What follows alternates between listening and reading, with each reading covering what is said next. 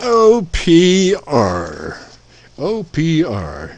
And let's see, that's Terry. Terry, down in, up in, where are you, Terry? Where are you, Terry? I'm in Farmington, Michigan. Farmington, a western suburb of Detroit. And I should know your call sign by heart, but I can't remember it. Back to you. Roger, KC9VKV. Sometimes I forget my call sign. It's one of those weeks, you know. My call sign, it's one of those weeks, you know. What can I do you for, Terry? KV, very good. It seems to me that you're... What can I do you for, Terry? You're in Indiana, but you got a number of remote receivers, so I'm not sure how it all works. You're 10 to 15 over 9 here. We're only running 100 watts today with a radio we just fixed and restored, and want to see if the characteristics of it are within reason. It's an Icon 7000, just a little bitty guy. Antenna is 170-foot end-fed wire. Well, let's see if I can remember your name. Is it Jim? I can't quite remember. Over. You're batting 500, I guess it would be in Major League Baseball. 500, Roger. That's good. Major League Baseball, 500, Roger. That's good. So is the handle Jim? Over. Yes, sir. Yes, sir. And what can I do for you, sir? Yes, sir. Yes, sir. And what can I do for you, sir?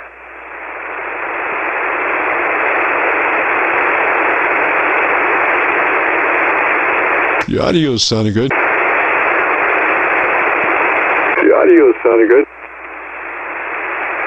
Well, good. Thanks, Jim. Appreciate it.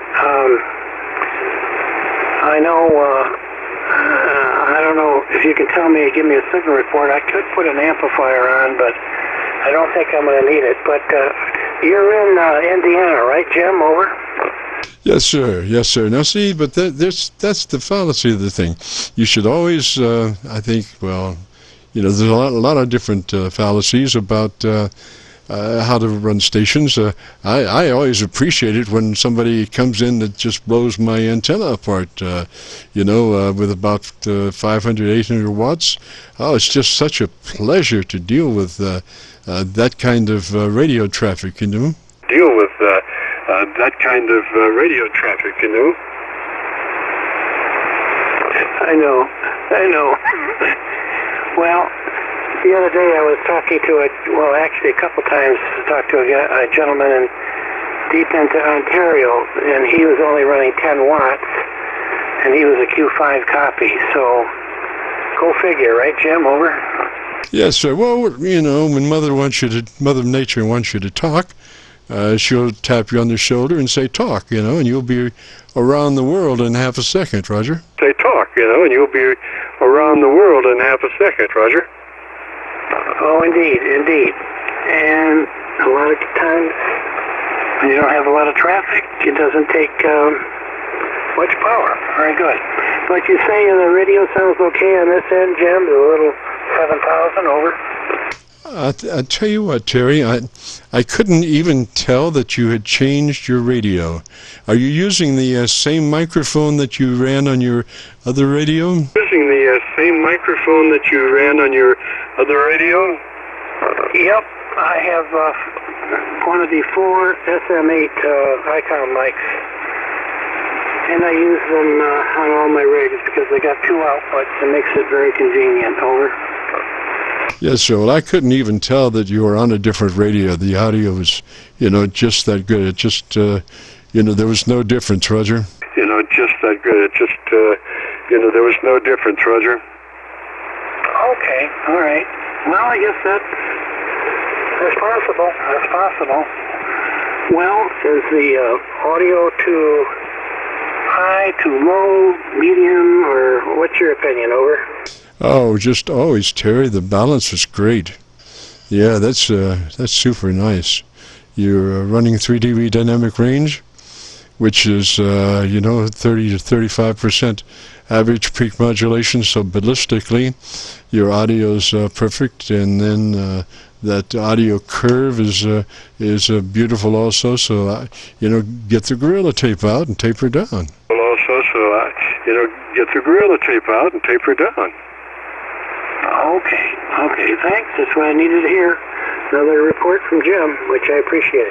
Well, Jim, I don't want to hog the frequency. There must be other people out there that want your expert opinion on what's going on with their rigs.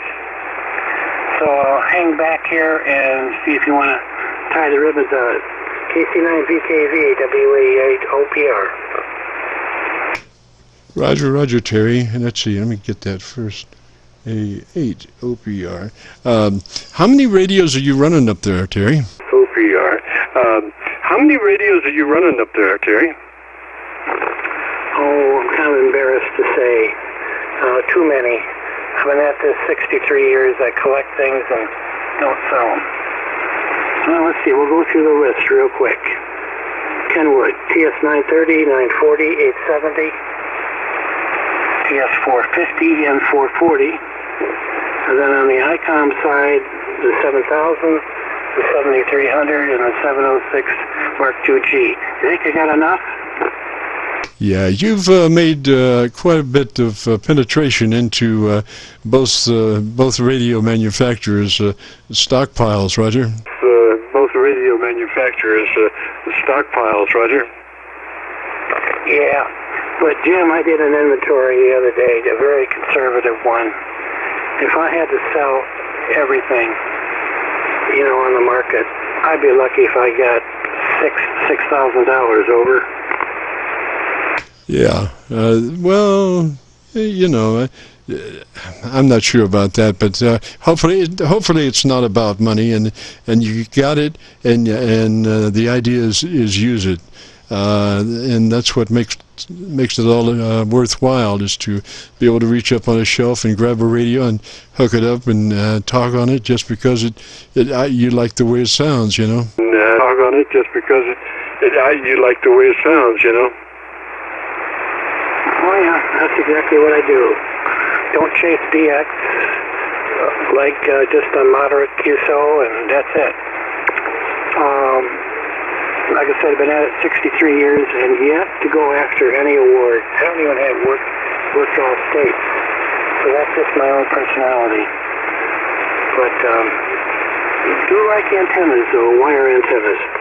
All right, Jim, let you carry on, and let some other person, oh God, I can't think today. I must be getting, I'm 78 years old. Sometimes my mind just goes blank. Oh yeah, let somebody else hear your expert opinion on their equipment. Over. Yeah, okay, sir. Good to have your contact, and you have a good afternoon. Join us next Friday if you get a chance. 73 up that way, Terry.